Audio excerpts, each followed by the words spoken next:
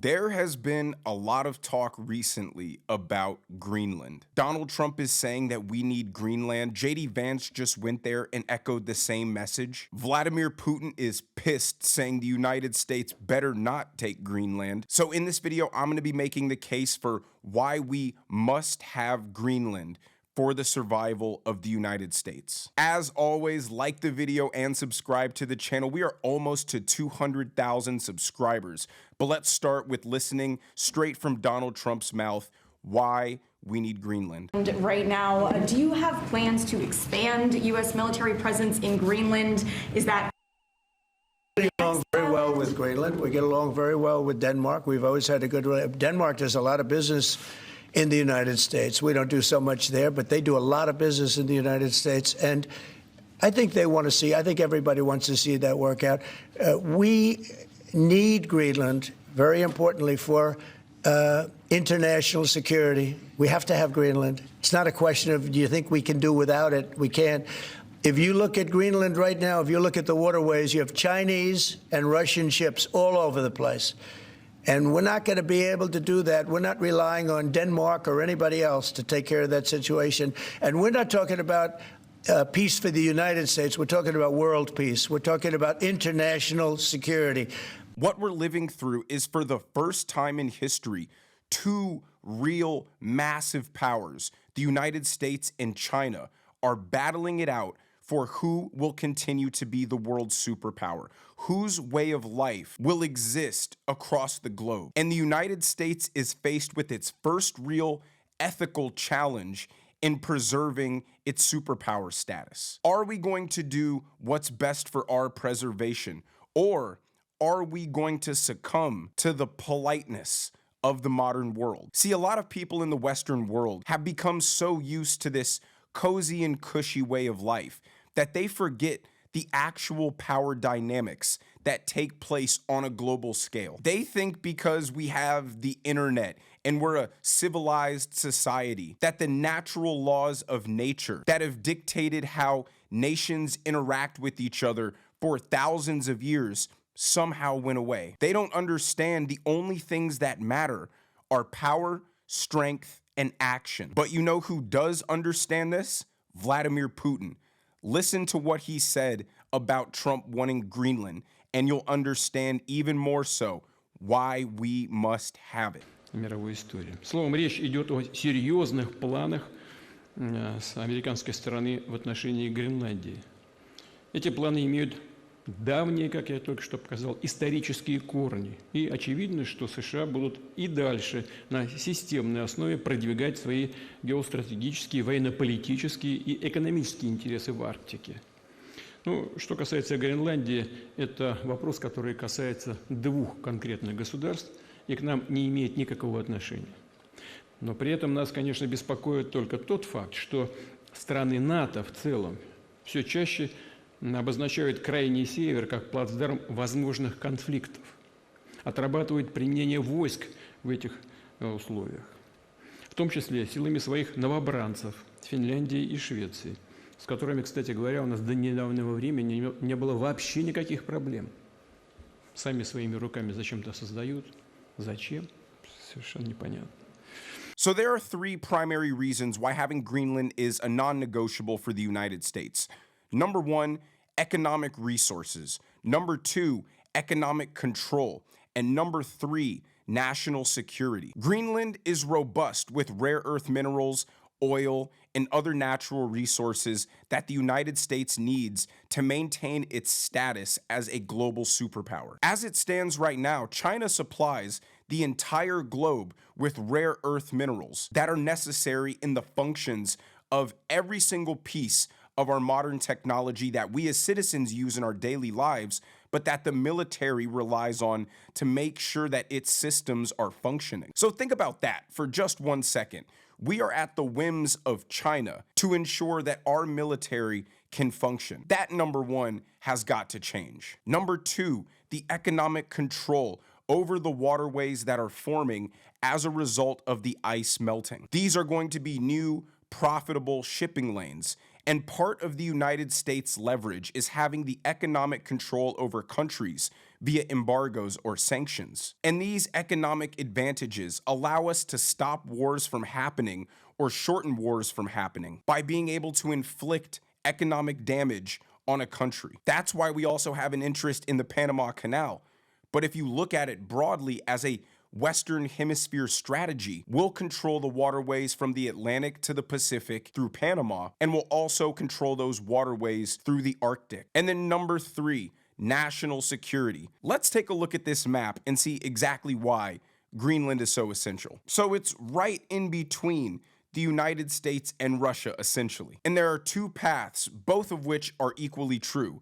Either Russia gets Greenland, which we know that they're interested in, and that's very bad for us, or we get Greenland, and that's very bad for Russia. And the question becomes, are we going to take what is important for our survival, which is the law of the jungle? It is the law of nature. Yes, we can set these arbitrary, respectful rules for the way that the globe operates, but that's where reality comes into play. We are the power. We are the law. And the rules that we impose on the world, unfortunately, don't apply to us. Yeah, we tried every single Nazi for war crimes, but did we get tried for dropping 2 atomic bombs on civilian city centers? No, of course not. Why? Because we won the war. There is no right, there is no wrong, there is no good, there is no evil. There's the victors and there's the losers. And the victors determine what is good or bad through their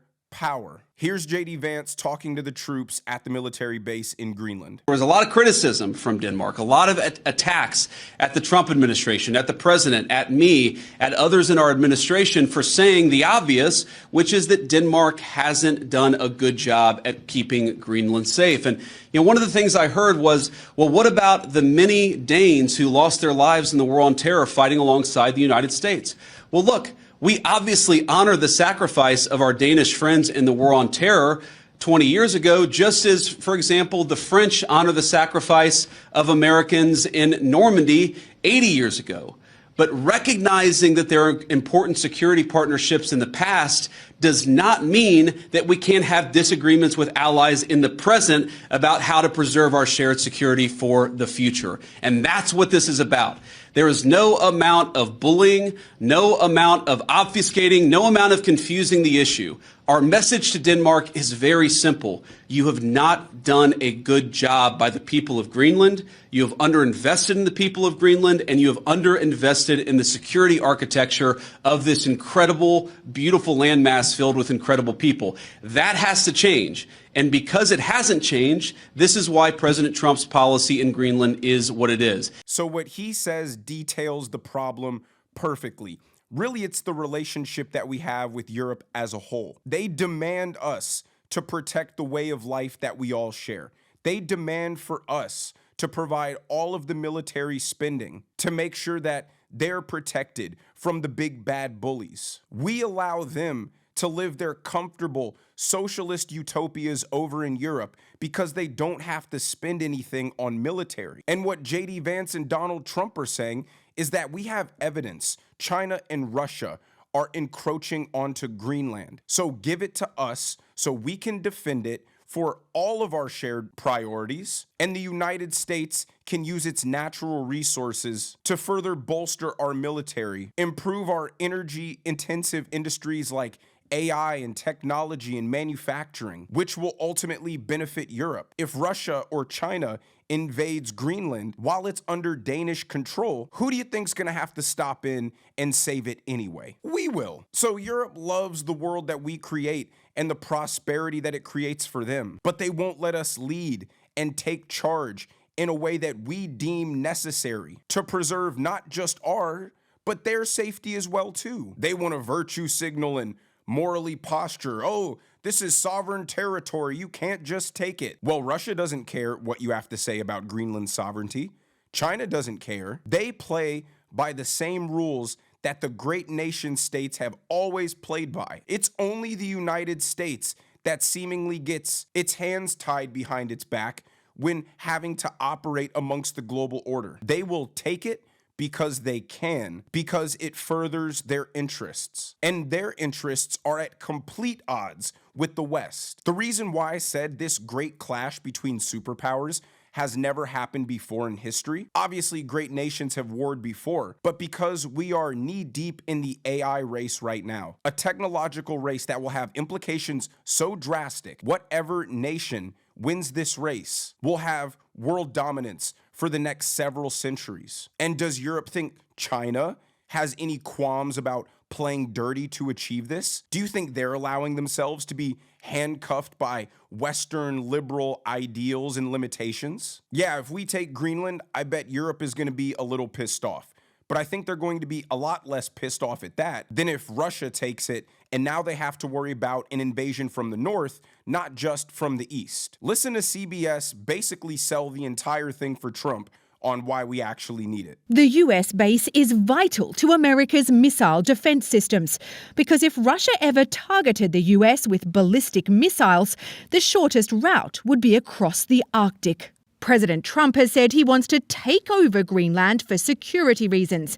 And yesterday he repeated his territorial ambitions. So they literally just showed that if we got into an engagement with Russia, all of the missiles are coming right over the Arctic. So why wouldn't we want a robust defense on Greenland that can protect the homeland? And then they keep saying, oh, Trump and his territorial ambitions. He's not expanding because he wants to create this greater United States out of some idealistic, visionary motivation. It's to preserve our way of life here in the United States, which will preserve the way of life of the rest of the free world. We are in survival mode here, and it seems much of the progressive left would rather us politely and respectfully submit our global dominance over to China because they can pat themselves on the back and say, hey, at least we played by the rules. At least we played nice. Even though if China becomes the global superpower, they will impose a way of life that is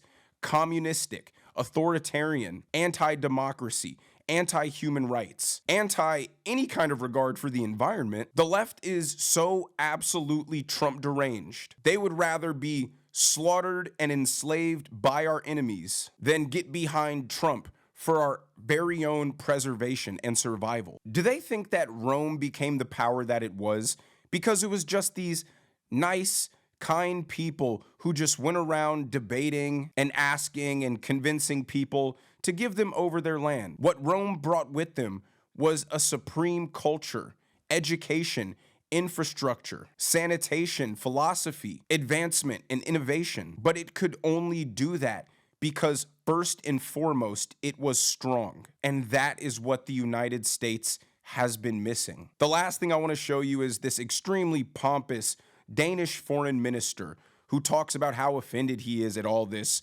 United States is going to take Greenland talk. I have a message for our American friends and all others who are listening. Much is being said these days. Many accusations and many allegations have been made. And of course, we are open to criticism. But let me be completely honest. We do not appreciate the tone in which it's being delivered. We respect that the United States needs a greater military presence in Greenland, as Vice President Vance mentioned this evening.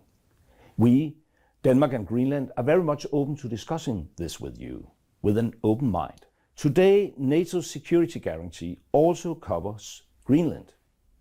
But we very much welcome if NATO and allies would play a greater role in the Arctic. We will shoulder our share of the responsibility. No one should doubt that. I am pleased that the Vice President today emphasized the right of the Greenlandic people to determine their own future. Again, this is what's so infuriating with the entire European culture right now. They demand that the United States defends them. But then when we say, okay, we need Greenland in order to continue defending you, they say, oh, no, you can't do that. But I bet you any amount of money, the moment Russian boots touch down on Greenland, who are they going to call? Who are they going to demand comes in, invokes Article 5, and kicks the Russians off of Greenland, but won't let us have it so we can bolster it and refine it and create the infrastructure needed to ensure that the Arctic region is protected from foreign aggressors. The entire NATO arrangement is basically this. The United States is this big and refined, experienced warrior, and the European countries are like a bunch of little 6-year-old kids in loincloths, and they just constantly pour barbecue sauce all over themselves, run into the safari, and when they meet a lion trying to eat them, they call for us to save them. And then when we say, hey, you gotta stop pouring barbecue sauce all over yourself and running out in front of these lions, they get offended. How dare you? How dare you try to tell me what to do? It is my sovereignty to pour barbecue sauce all over myself. And then when we say, okay, well, we're probably gonna stop running out and risking our lives to save you from lions every time, they say, oh my God, you're such horrible allies. And we'll say, well, it would help us a lot if you would spend some of your own money maybe investing in some armor, some weapons, the ability to defend yourself if you're going to habitually run into the safari with barbecue sauce on and go attract lions. And they're offended at that. No, how dare you tell us we need to invest in our own defense? You defend us. And that's what wraps this up perfectly in a bow, referring to what I was talking about at the beginning of this video. This is about power. This is about action. Enough trying to convince Europe to pay to defend themselves. They're not going to do it. And if they're adamant that we defend them and we say this is what we need to defend you and defend ourselves, and they're offended and against that, well, enough talking then. We're just going to take the place because we need it for our survival. You'll thank me later down the road when you're protected and not speaking Russian. They're running, peeing their pants, talking about Russia, saying they can't defend themselves from those guys, but yet muster up all of this courage to talk to us like we're one of them. They need to remember that the guys that they're scared of are scared of us. And we're not gonna let the future of America be decided by the feelings of some pompous, arrogant, self-obsessed toffs over in Europe. But let me know what you guys think down in the comment section below. If you enjoyed the video, make sure you hit that like button. Make sure you subscribe to the channel if you haven't already. Turn on the notification bell so you never miss a video. And I will see you guys in the next one.